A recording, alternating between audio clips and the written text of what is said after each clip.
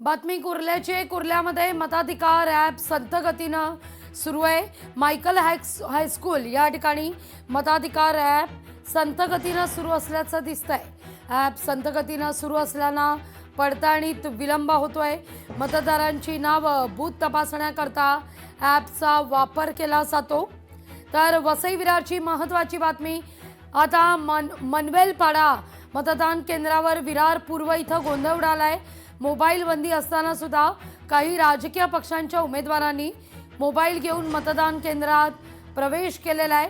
National शाळेच्या मतदान केंद्राच्या आवारात या ठिकाणी अवैध बूथ स्थापित करण्यात आल्याचं देखील पाहायला मिळतंय।